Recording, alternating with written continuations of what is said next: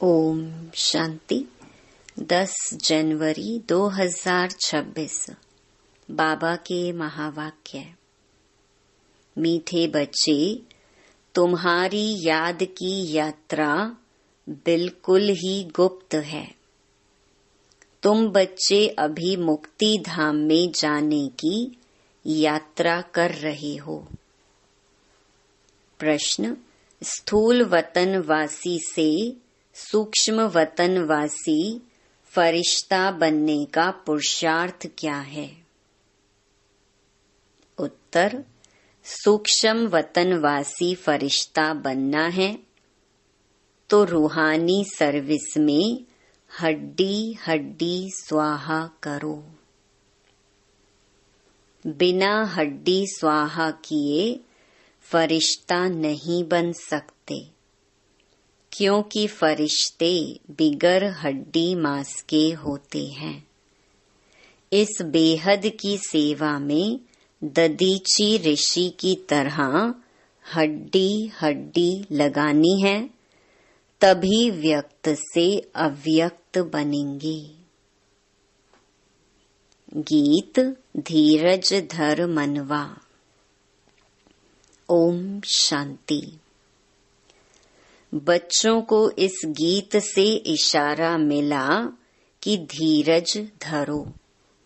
बच्चे जानते हैं हम श्रीमत पर पुरुषार्थ कर रहे हैं और जानते हैं कि हम इस गुप्त योग की यात्रा पर हैं। वह यात्रा अपने समय पर पूरी होनी है। मुख्य है ही यह यात्रा, जिसको तुम्हारे सिवाय और कोई भी नहीं जानते हैं। यात्रा पर जाना है जरूर, और ले जाने वाला पंडा भी चाहिए। इसका नाम ही रखा हुआ है पांडव सेना। अब यात्रा पर है, स्थूल लड़ाई की कोई बात नहीं है।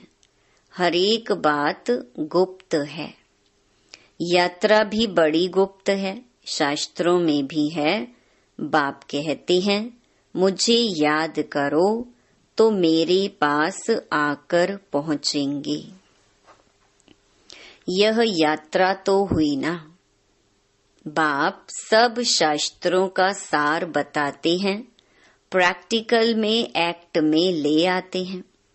हम आत्माओं को यात्रा पर जाना है अपने निर्वाण धाम। विचार करो तो समझ सकते हैं। यह है मुक्ति धाम की सच्ची यात्रा।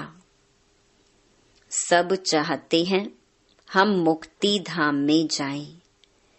यह यात्रा करने के लिए कोई मुक्ति धाम का रास्ता बताए, परंतु बाप तो अपने समय पर आपे ही आते हैं, जिस समय को कोई नहीं जानते हैं।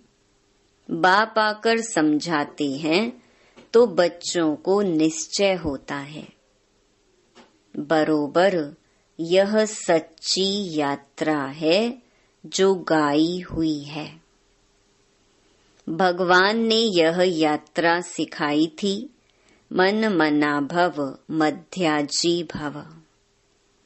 यह अक्षर भी तुम्हारे काम के बहुत हैं। सिर्फ किसने कहा, यह भूल कर दी है। कहते हैं देह सहित देह के संबंधों को भूल जाओ। इनको ब्रह्मा बाबा को भी देह है। इनको भी समझाने वाला दूसरा है, जिसको अपनी देह नहीं है।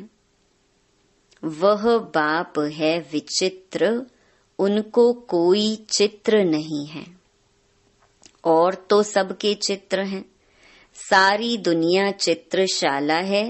विचित्र और चित्र अर्थात जीव और आत्मा का यह मनुष्य स्वरूप बना हुआ है।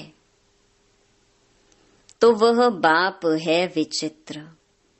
समझाते हैं मुझे इस चित्र का आधार लेना पड़ता है बरोबर शास्त्रों में है, भगवान ने कहा था जबकि महाभारत लड़ाई भी लगी थी। राजयोग सिखाते थे, जरूर राजाई स्थापन हुई थी, अभी तो राजाई है नहीं। राजयोग भगवान ने सिखाया था नई दुनिया के लिए, क्योंकि विनाश सामने खड़ा था। समझाया जाता है ऐसा हुआ था जबकि स्वर्ग की स्थापना हुई थी। वह लक्ष्मी नारायण का राज्य स्थापन हुआ था। अभी तुम्हारी बुद्धि में है सतयुग था, अभी कलयुग है। फिर बाप वही बातें समझाते हैं। ऐसा तो कोई कह न सकी कि मैं परम धाम से आया हूँ तुमको वापस ले जाने। परम पिता परमात्मा ही कह सकते हैं ब्रह्मा द्वारा, और किसके द्वारा भी कह नहीं सकते। सूक्ष्म वतन में है ही ब्रह्मा विष्णु शंकर। ब्रह्मा के लिए भी समझाया है कि वह है अव्यक्त ब्रह्मा और यह है व्यक्त। तुम अभी फरिश्ता बनते हो। फरिश्ते स्थूल वतन में नहीं होते। फरिश्तों को हड्डी मांस नहीं होता है। यहाँ इस रूहानी सर्विस में हड्डी आदि सब खलास कर देते हैं, फिर फरिश्ते बन जाते हैं। अभी तो हड्डी है ना, यह भी लिखा हुआ है, अपनी हड्डियां भी सर्विस में दे दी। गोया अपनी हड्डियां खलास करते हैं। स्थूल वतन से सूक्ष्म वतन वासी बनना है। यहाँ हम हड्डी देकर सूक्ष्म बन जाते हैं। इस सर्विस में सब स्वाहा करना है। याद में रहते रहते हम फरिश्ते बन जाएंगे। यह भी गाया हुआ है, मिरुआ मौत मलू का शिकार। मलूक फरिश्ते को कहा जाता है। तुम मनुष्य से फरिश्ते बनते हो, तुमको देवता नहीं कह सकते। यहाँ तो तुमको शरीर है ना। सूक्ष्म वतन का वर्णन अभी होता है। योग में रह फिर फरिश्ते बन जाते हैं। पिछाड़ी में तुम फरिश्ते बन जाएंगे। तुमको सब साक्षात्कार होगा और खुशी होगी। मनुष्य तो सब काल का शिकार हो जाएंगे। तुम्हारे में जो महावीर हैं वह तो अडोल रहेंगे। बाकी क्या क्या होता रहेगा। विनाश की सीन तो होनी है ना। अर्जुन को विनाश का साक्षात्कार हुआ। एक अर्जुन की बात नहीं है। तुम बच्चों को विनाश और स्थापना का साक्षात्कार होता है। पहले पहले बाबा को भी विनाश का साक्षात्कार हुआ। उस समय ज्ञान तो कुछ था नहीं। देखा सृष्टि का विनाश हो रहा है। फिर चतुर्भुज का साक्षात्कार हुआ। समझने लगे यह तो अच्छा है। विनाश के बाद हम विश्व के मालिक बनते हैं तो खुशी आ गई। अभी यह दुनिया नहीं जानती कि विनाश तो अच्छा है ना। पीस के लिए प्रयत्न करते हैं, परंतु आखिरीन विनाश तो होना है। याद करते हैं पतित पावन आओ, तो बाप आएंगे जरूर। आकर पावन दुनिया स्थापन करेंगे, जिसमें हम राजाई करेंगे। यह तो अच्छा है ना। पतित पावन को क्यों याद करते हैं? क्योंकि दुख है। पावन दुनिया में देवताएं हैं, पतित दुनिया में तो देवताओं के पैर आ नहीं सकते। तो जरूर पतित दुनिया का विनाश होना चाहिए। गाया हुआ भी है महाविनाश हुआ। उसके बाद क्या होता है? एक धर्म की स्थापना। सो तो ऐसे होगी ना। यहाँ से राजयोग सीखेंगे। विनाश होगा, बाकी भारत में कौन बचेगा? जो राजयोग सीखते हैं, नॉलेज देते हैं, वही बचेंगे। विनाश तो सबका होना है, इसमें डरने की बात नहीं। पतित पावन को बुलाते हैं, जबकि वह आते हैं तो खुशी होनी चाहिए ना। बाप कहते हैं, विकारों में मत जाओ, इन विकारों पर जीत पाओ व दान दे दो तो ग्रहण छूटे। भारत का ग्रहण छूटता जरूर है, काले से गोरा बनना है। सतयुग में पवित्र देवताएं थे, वह जरूर यहाँ बने होंगे। तुम जानते हो, हम श्रीमत से निर्विकारी बनते हैं। भगवान उवाच, यह है गुप्त। श्रीमत पर चलकर तुम बादशाही पाते हो। बाप कहते हैं, तुमको नर से नारायण बनना है। सेकंड में राजाई मिल सकती है। शुरू में बच्चियां 4-5 दिन भी वैकुंठ में जाकर रहती थीं। शिव बाबा आकर बच्चों को वैकुंठ का भी साक्षात्कार कराते थे। देवताएं आते थे, कितना मान शान से। तो बच्चों को दिल अंदर लगता है, बरोबर गुप्त वेश में आने वाला बाप हमको समझा रहे हैं। ब्रह्मा तन में आते हैं, ब्रह्मा का तन तो यहाँ चाहिए ना। प्रजापिता ब्रह्मा द्वारा स्थापना। बाबा ने समझाया है, कोई भी आते हैं तो उनसे पूछो, किसके पास आते हो? बीके के पास। अच्छा, ब्रह्मा का नाम कभी सुना है? प्रजापिता तो है ना, हम सब उनके आकर बने हैं। जरूर आगे भी बने थे। ब्रह्मा द्वारा स्थापना तो साथ में ब्राह्मण भी चाहिए। बाप ब्रह्मा द्वारा किसको समझाते हैं? शूद्रों को तो नहीं समझाएंगे। यह है ब्रह्मा मुख वंशावली ब्राह्मण। शिव बाबा ने ब्रह्मा द्वारा हमको अपना बनाया है। ब्रह्मा कुमार कुमारियां कितने ढेर हैं, कितने सेंटर्स हैं। सब में ब्रह्मा कुमारियां पढ़ाती हैं। यहाँ हमको दादे का वर्षा मिलता है। भगवानुवाच, तुमको राजयोग सिखाता हूँ।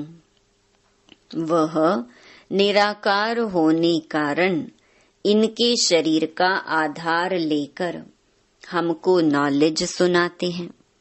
प्रजापिता के तो सब बच्चे होंगे ना। हम हैं प्रजापिता ब्रह्मा कुमार कुमारियां। शिव बाबा है दादा, उन्होंने एडॉप्ट किया है। तुम जानते हो, हम दादे से पढ़ रहे हैं ब्रह्मा द्वारा। यह लक्ष्मी नारायण दोनों स्वर्ग के मालिक है ना।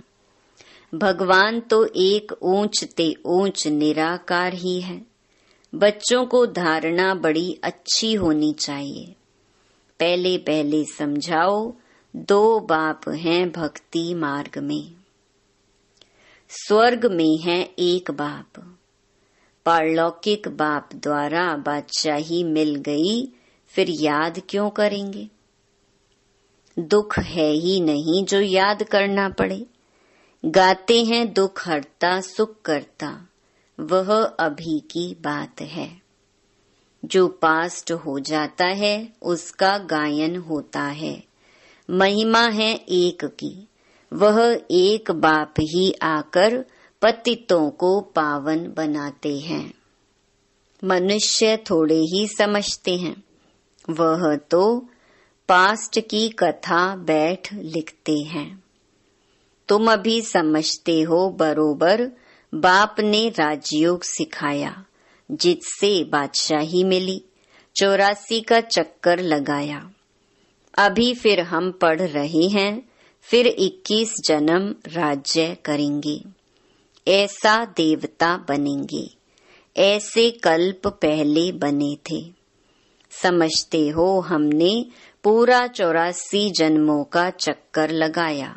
अब फिर सतयुग त्रेता में जाएंगे, तब तो बाप पूछते हैं आगे कितने बार मिले हो। यह प्रैक्टिकल की बात है ना। नया भी कोई सुने तो समझेंगे 84 का चक्कर तो जरूर है।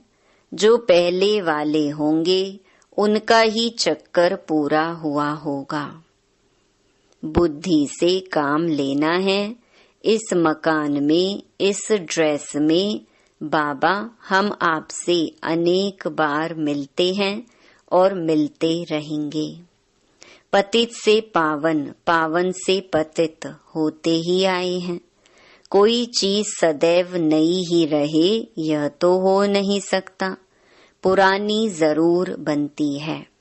हर चीज सतो रजो तमो में आती है। अभी तुम बच्चे जानते हो नई दुनिया आ रही है, उसको स्वर्ग कहा जाता है। यह है नरक, वह है पावन दुनिया।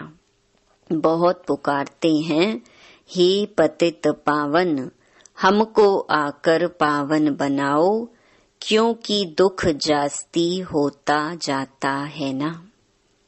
परंतु यह समझते नहीं कि हम ही पूज्य थे, फिर पुजारी बने हैं।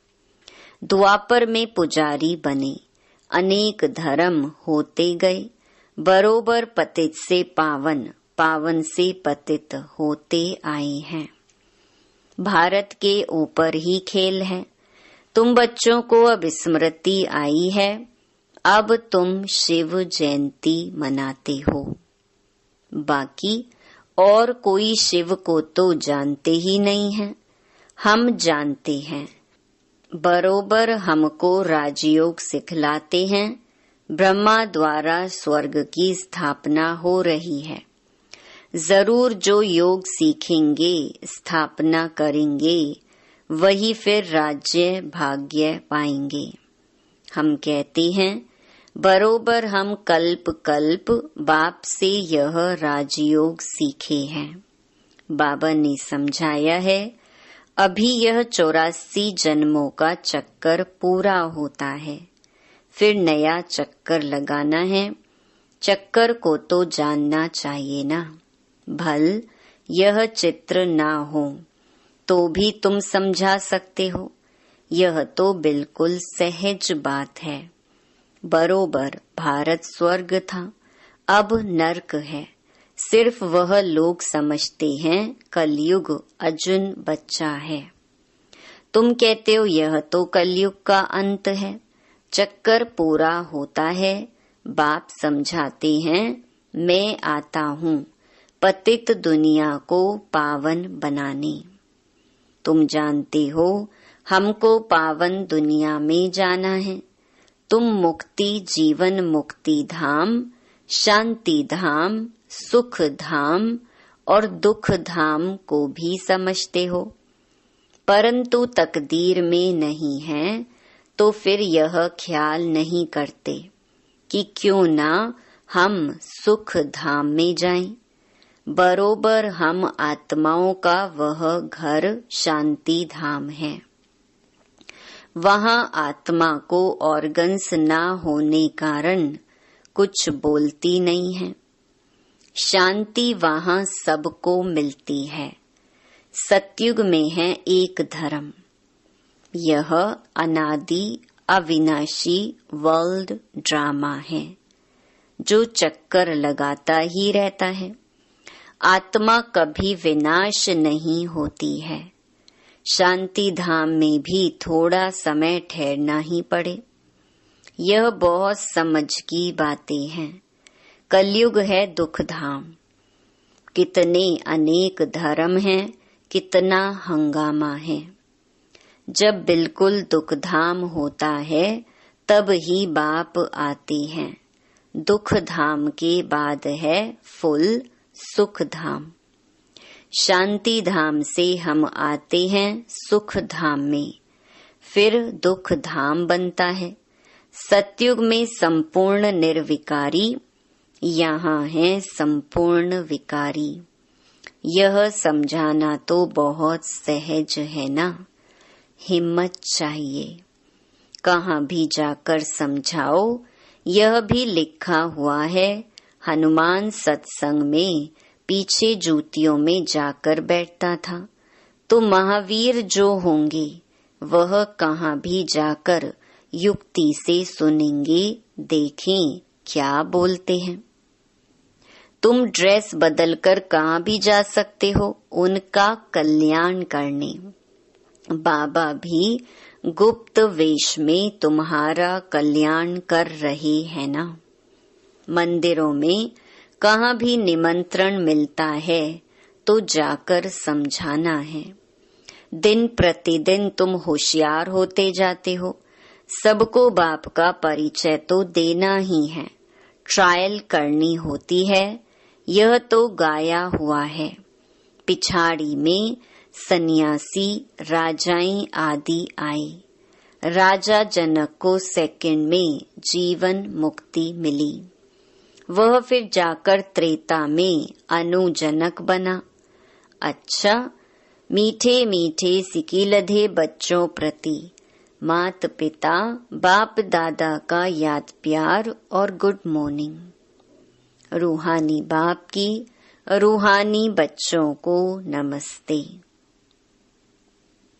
धारणा के लिए मुख्य सार।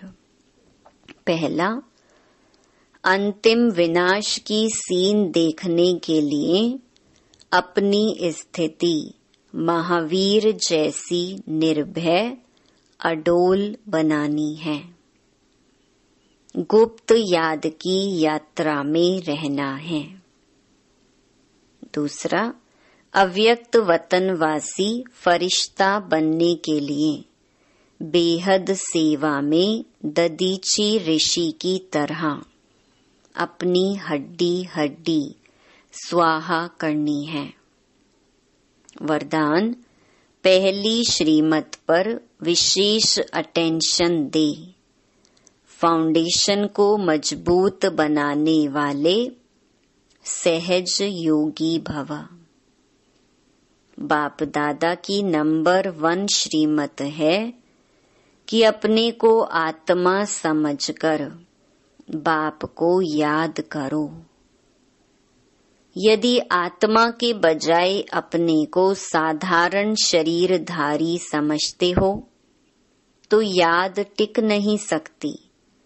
वैसे भी कोई दो चीजों को जब जोड़ा जाता है तो पहले समान बनाते हैं। ऐसे ही आत्मा समझकर याद करो तो याद सहज हो जाएगी। यह श्रीमत ही मुख्य फाउंडेशन है। इस बात पर बार बार अटेंशन दो तो सहज योगी बन जाएंगे। स्लोगन, कर्म आत्मा का दर्शन कराने वाला दर्पण है, इसीलिए कर्म द्वारा शक्ति स्वरूप को प्रत्यक्ष करो। अव्यक्त इशारे, इस अव्यक्ति मास में बंधन मुक्त रहे, जीवन मुक्त स्थिति का अनुभव करो। ब्राह्मण सो फरिश्ता अर्थात जीवन मुक्त। जीवन बंध नहीं, न देह का बंधन, न देह के संबंध का बंधन, न देह के पदार्थों का बंधन। अगर अपनी देह का लगाव खत्म किया तो देह के संबंध और पदार्थ का बंधन आपे ही खत्म हो जाएगा। ऐसे नहीं कोशिश करेंगे। कोशिश शब्द ही सिद्ध करता है कि पुरानी दुनिया की कशिश है। इसीलिए कोशिश शब्द समाप्त करो, देहे भान को छोड़ो। अच्छा, ओम शांति।